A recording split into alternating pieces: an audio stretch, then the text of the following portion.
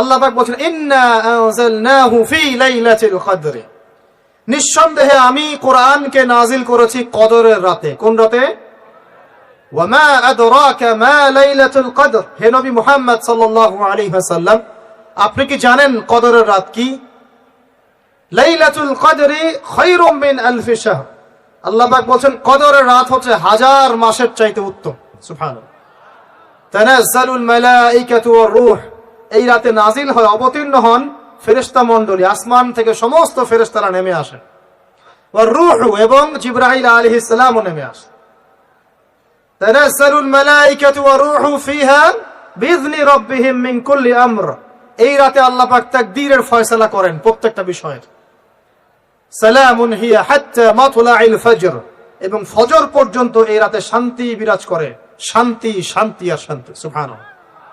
এই রাতে যে ইবাদত করবে হাজার মাস ইবাদত করার নেকি পাবে ইনশাআল্লাহ। কেন এই রাতটা কেন ইম্পর্টেন্ট? একটাই কারণ, এই রাতে আল্লাহ পাক কোরআন নাজিল করেছেন। কি নাজিল করেছেন? কোরআন। এখন আসেন একটু মনোযোগ ধরে রাখেন। আল্লাহ পাক কোরআন নাজিল করেছেন লাইলাতুল কদরে। আর লাইলাতুল কদর কোন মাসে? শাবানে, রজবে না রমজানে? আবার বলছি, আল্লাহ বলছেন আমি কোরআন নাজিল করেছি লাইলাতুল কদরে। তো লাইলাতুল কদর কি শাবানে, রজবে না রমজানে? তার মানে লাইলাতুল কদর রমজানে। রমজানের কোথায়? রমজানের শেষ দশকে। রমজানের শেষ দশকে 21, 23, 25, 27, 29 এই পাঁচটা বেজর রাতের যে কোনো একটা রাত হবে কি লাইলাতুল কদর। তার মানে আমরা বুঝতে পারলাম কোরআন নাজিল হয়েছে লাইলাতুল কদরে, লাইলাতুল কদর হচ্ছে রমজান মাসে, অর্থাৎ কোরআন নাজিল হয়েছে রমজান মাসে। ঠিক আল্লাহ পাক সূরা বাকারায় বলছেন শাহরু রমাদানাল্লাযী উনজিলা ফীহিল কুরআন, রমজান সেই মাস যেই মাসে শুধু কিবলাই পরিবর্তন হয়নি, শুধু বদরের যুদ্ধই করা হয়নি, রমজান মাসে কোরআনও নাজিল হয়েছে। আল্লাহু আকবার। এখন বুঝতে হবে, এবার এই জায়গায় আসেন, যখন কোরআন নাজিল হচ্ছে তখনকার পরিবেশটা কেমন? এই যুবক ভাইরা একটু খেয়াল করেন, আপনাদের জন্য এই লেকচারটা খুব ইম্পর্টেন্ট, কারণ আগামীর কাজগুলো আপনাদেরকে করতে হবে। রমজান মাসে কোরআন নাজিল হয়েছে, এখন দেখবো আমরা কোরআন কোন প্রেক্ষাপটে নাজিল হয়েছে, কেন নাজিল হলো, কোরআন নাজিল হওয়ার কি প্রয়োজন ছিল বিশ্বে। কোরআন নাজিল হয়েছে এমন একটা সমাজে যে সমাজটাকে আমরা বলি আইয়ামে জাহিলিয়াত। কি বলি ভাই? কোথায় নাজিল হয়েছে? হেরা গুহায়। কার উপর নাজিল হয়েছে? মুহাম্মদ রাসূলুল্লাহ সাল্লাল্লাহু আলাইহি ওয়াসাল্লামের উপরে। কখন, কিভাবে, কোন প্রেক্ষাপটে? প্রেক্ষাপটটা এমন ছিল, ওই সমাজটা ছিল আবু জেহেলের শাসন। কার শাসন? আবু জেহেল মানে কি? আবু জেহেল কি তার নিজের নাম? তার নিজের নাম হলো আবুল হাকাম। নিজের নাম কি? আবুল হাকাম মানে কি? আবুল হাকাম মানে জ্ঞানের পিতা। সোজা বাংলা ভাষায় বললে আবুল হাকাম মানে বুদ্ধিজীবী। আবুল হাকাম মানে কি? আমাদের সমাজে বুদ্ধিজীবীর অভাব আছে। টকশো মাথায় ফেলছে, একদম টকশোর পর টকশো, টকশোর পর টকশো, খালি বক বক বক বক বক বক, কাজের কাজ কিছুই নাই। কথা যতটুকু, কাজ তার চেয়ে অল্প। এত কথা, সুবহানাল্লাহ। মানে পৃথিবীর সব জ্ঞানী মানুষ এখানেই আছে। ভাবখানে এমন পৃথিবীর যত জ্ঞানী মানুষ আল্লাহ পাক এখানেই নাজিল করছে। আবুল হাকাম, তার নাম আবুল হাকাম, জ্ঞানের পিতা। কার নাম? আবুল হাকাম। তাহলে এখন বলেন আবু জেহেলের নাম আবুল হাকাম, তো এখন আমরা ওকে আবু জেহেল বলে রাখি কেন? বলেন দেখি, ও কোন জ্ঞান অর্জন করে নাই, কোন জ্ঞান চেনে নাই? যখন কোরআন নাজিল হচ্ছে এবং রাসূল সুন্নাহ দিয়ে দাওয়াতি কাজ করছেন, ইসলামের প্রচার করছেন, ও ইসলামের এই আলো চিনতে পারে নাই বলেই তার নাম আবু জেহেল। সে অনেক বস্তুবাদী জ্ঞানী ছিল ঠিকই, সে সমরবিদ্যা জানতো, অর্থনীতি জানতো, সে কূটনীতি জানতো, সে রাষ্ট্র পরিচালনার জ্ঞান জানতো, সে দারুন নাদওয়া পরিচালনা করত, সে ব্যবসা করতে পারতো, সে কি জানতো না? কেন তাকে আবু জাহেল বলছি? কারণ সে কোরআন সুন্নাহর জাজল্যমান সত্যটাকে ডিনাই করেছে। এই কারণে এরকম লোক আমাদের সমাজে আছে কি না? শুধু আমাদের সমাজে না, এরকম লোক দিয়ে এখনকার বিশ্বটাই ভর্তি। এখনকার বিশ্বে আবু জেহেল দিয়ে ভর্তি সব। অর্থনীতি, জিওপলিটিক্স, ভূরাজনৈতিক প্রেক্ষাপট, philosophy, science, arts, commerce, medical science, engineering, এমন কোনো জ্ঞান নাই যে তার জানা নাই। কিন্তু কোরআন এবং সুন্নাহর জ্ঞানে মিসকিন, সত্য চিন্তা মিসকিন, ওযু করতে পারে না, গোসল করতে পারে না, নামাজের ফরজ ওয়াজিব জানে না, সুন্নত মুস্তাহাব বোঝে না, কোরআন তেলাওয়াতও করতে পারে না। একটা আয়াত তেলাওয়াত করতে দাঁত ভেঙে যাচ্ছে একেবারে। একটা আয়াত তেলাওয়াত করতে ওলামায়ে কেরামের সামনে বসলে একটা আয়াত তেলাওয়াত করতে 10টা ভুল বের করা যাবে। দিনের বেসিক জ্ঞান অর্জন করতে পারে। আবু জেহেল কাকে বলে? এই ধরনের মানুষকে আবু জেহেল বলে। আর আবু জেহেলের যুগে কি ছিল ভাই? আবু জেহেলের যুগে অনেকদিন বলেছি মেজর 5টা সমস্যা ছিল। কয়টা? মেজর 5টা। মাইনর সমস্যা অনেক, মেজর 5টা। এক, আবু জেহেলের যুগের বেশিরভাগ মানুষ শিরক করত। কি করতো ভাই? লাত, উজ্জা, হবল, মানাত এইসব মূর্তির পূজা করত। এখন হয়তো মুসলিম সমাজে এটা নাই ঠিকই, কিন্তু মুসলিমরা এখন কবর মাজার পূজায় শুরু করেছে, করে নাই? মুসলিমরাও এখন নেক্সট সুরতে ধোকা খাচ্ছে। শিরক তো আমাদের সমাজে চলছে। শিরক কি হয় কেন আমি লেকচার দিয়েছি, দেখবেন মুসলিম সমাজে কত শিরক চলছে। রাস্তাঘাটে উঠতে বসতে পেপার পত্রিকা খুললেই শিরক। পেপার খুলবেন রাশিফল, সিংহ রাশি, কন্যা রাশি, দিনটা কেমন যাবে বিশ্বাস করলে মুশরিক হয়ে যাবে। রাস্তার পাশে টিয়া পাখি দিয়ে ভাগ্য পরীক্ষা করছে, হাতটা দেখে জানতো ভাই কি আছে, বললেই শিরক হয়ে যাবে। আংটি বিক্রি করছে, আংটি পরলে রোগ ভালো হবে, হাতে দিল রোগ ভালো হবে এই উদ্দেশ্যে, মুশরিক। হাতে দিয়েছে রোগ ভালো হবে, আমার ডায়াবেটিস ভালো হয়ে যাবে, বিসমিল্লাহ, ব্যাস মুশরিক, নাউজুবিল্লাহ। এই আকীদা নিয়ে পড়লেই মুশরিক। মুসলিম সমাজে অহরহ শিরক আছে। বাসায় মা বোন যারা আছে অনেকেই দেখা যায় চুল আশ্রয়, চিরুনি পরে গেলে বলে আজকে মেহমান আসবে। কি আসবে আজকে? মেহমান আসবে আজকে, বললেই শিরক। বাসা থেকে বের হচ্ছেন, আপনার পাঞ্জাবিটা একটু আটকে গেছে, আপনার স্ত্রী বলছে একটু বসে যান, অমঙ্গল হতে পারে, বসেন, বাস মুশরিক, শিরক হয়ে গেল। মুসলিম সমাজে রন্ধ্রে রন্ধ্রে শিরক এখন। আবু জেহেলের যুগে শিরক ছিল। এগুলো বলতে থাকলে এটা নিয়ে আলোচনা করতে হবে। আলোচনার টপিক আমার আজকে অন্যরকম। আবু জেহেলের যুগে কি ছিল ভাই? শিরক ছিল। সমাজে রন্ধ্রে রন্ধ্রে শিরক ছিল। এখনকার সমাজেও শিরক আছে। তারা লা ইলাহা ইল্লাল্লাহ না পড়ে শিরক করতো, আমরা পড়েও শিরক করি। আল্লাহ পাক আমাদের সবাইকে শিরকের পাপ থেকে হেফাজত করুন বলি আমি। এই একটা পাপ যদি কেউ না করে ইনশাআল্লাহ সে জান্নাতে যাবে, যতই পাপ করুক না কেন। জেনা করেছে, মদ খেয়েছে, মিথ্যা বলেছে, অনেক কিছু করেছে, শুধু শিরকের পাপ করে নাই, আল্লাহ তাকে মাফ করে দিবেন ইনশাআল্লাহ। বিশ্বাস করলেন না কথাটা? নবীজি বলেছেন এই উম্মতের যে কোনো ব্যক্তি যতই পাপ করুক না কেন আল্লাহ পাক সমস্ত পাপ মাফ করতে পারেন, কিন্তু শিরকের গুনাহ আল্লাহ পাক মাফ করবেন। তওবা করে যদি মারা না যায় মাফ করবেন না। একটা এক্সাম্পল দিয়ে বুঝাচ্ছি, তাহলে ক্লিয়ার হয়ে যাবে। মনে করেন কেউ একজন জেনা করেছে, তওবা করার সুযোগ হয় নাই, মারা গেছে, নাউজুবিল্লাহ।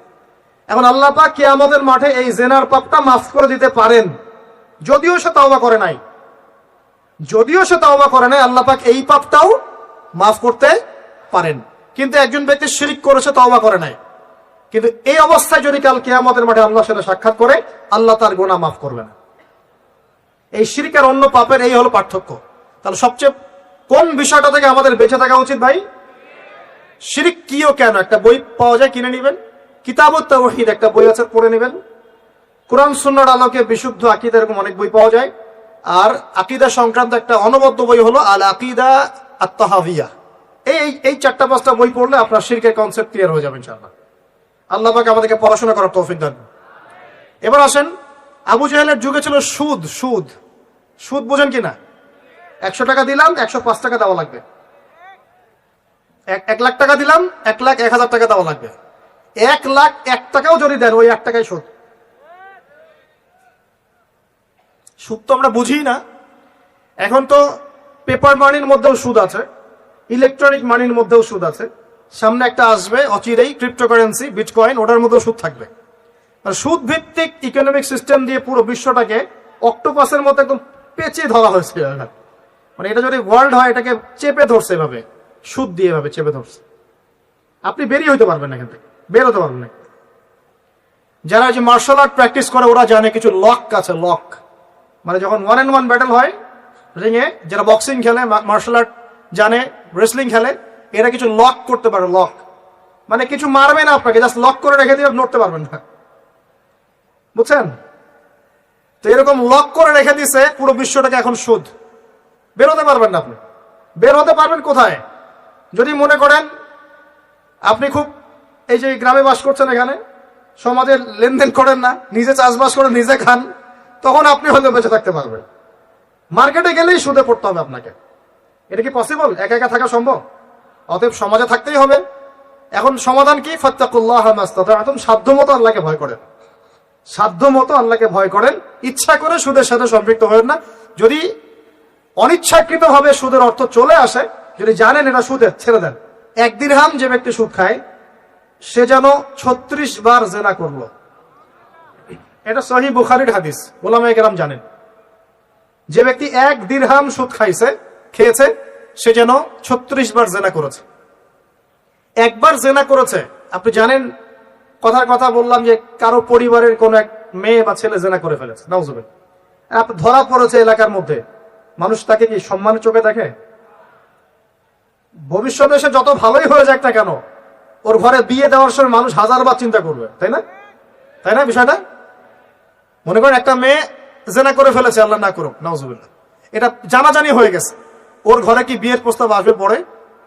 যদি ভালো হয়ে যায় তাও আসা খুব ডিফিকাল্ট। আল্লাহর মুমিন কোন বান্দা যদি চিন্তা করে, আচ্ছা আগে পাপ করেছিল, মাফ চেয়েছে, তওবা ইস্তেগফার করেছে, আমি তাকে বিয়ে করব, সেটা আলাদা বিষয়। কিন্তু স্বাভাবিকভাবে কিন্তু সমাজ এটাকে গ্রহণ করে না। একটা জেনার ক্ষেত্রে আমরা এইভাবে মানুষকে দেখি, আর 1 দিরহাম সুদের বিনিময়ে আপনি 36 বার জেনা করছেন। আল্লাহ আমাকে হেফাজত করুন, আল্লাহ আমাদের সবাইকে হেফাজত করুন। দূরে থাকতে হবে, থাকার চেষ্টা করতে হবে। তো আবু জাহেলের যুগে এরকম সুদ ছিল, এখনকার বিশ্বে রন্ধ্রে রন্ধ্রে। নবীজি তো আগেই বলেছেন মায়ের সাথে জেনা করার মতো পাপ। এই হাদিস তো জানেন আপনারা। সুদের 73টা শাখা আছে পাপের, তার সর্বনিম্ন শাখা হলো নিজের মাকে বিয়ে করা, নাউজুবিল্লাহ।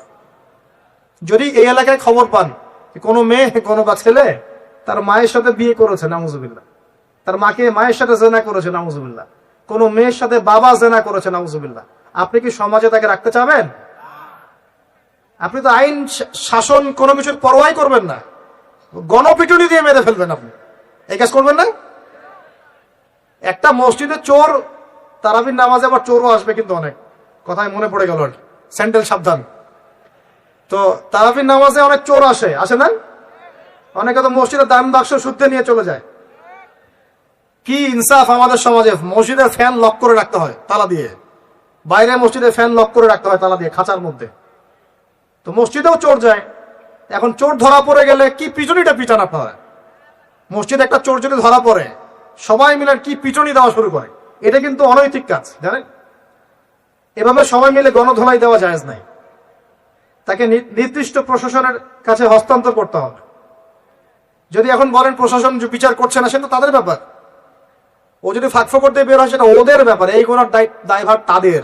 আপনি যদি নিজের হাতে শাসন তুলে নেন, সমস্যা আছে। এভাবে ইসলাম এটাকে জায়েজ করে না। ওর হাত কেটে ফেলার বিধান আছে, তাই না, কোরআনে? এটা আপনি করতে পারবেন না, এটা ইসলামিক আদালত করবে, ইসলামিক আদালত। সবাই যদি আইন হাতে তুলে নেয় তাহলে তো সমাজে বিশৃঙ্খলা হবে।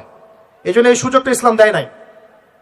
প্রমাণ হলে তাকে সোপর্দ করতে হবে প্রশাসনের কাছে। এখন দেখেন, একটা স্যান্ডেল চোরকে যে পিটানি দেন, এখন একটা লোক যদি মায়ের সাথে জেনা করে, নাউজুবিল্লাহ, কি মাইটটা মারবে মানুষ তাকে।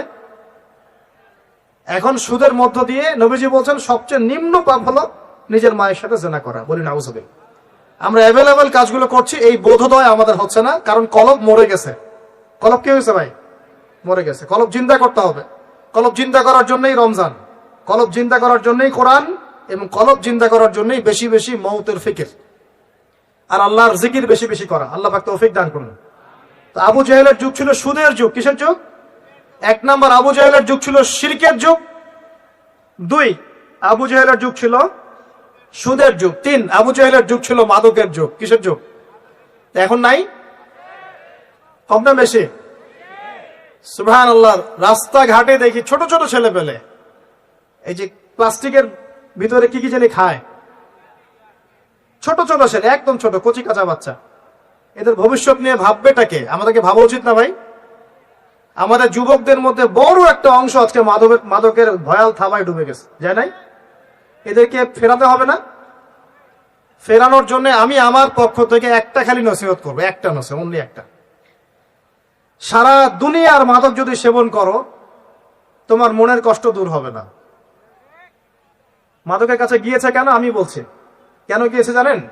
এক সঙ্গ দোষ, কোনো খারাপ সার্কেলে পড়েছে, বলেছে আয় একটু সিগারেটে টান দে, কি সমস্যা? ও একদিন টান দেওয়া শুরু করেছে, পরে আস্তে আস্তে আস্তে আস্তে অভ্যস্ত হয়ে গেছে।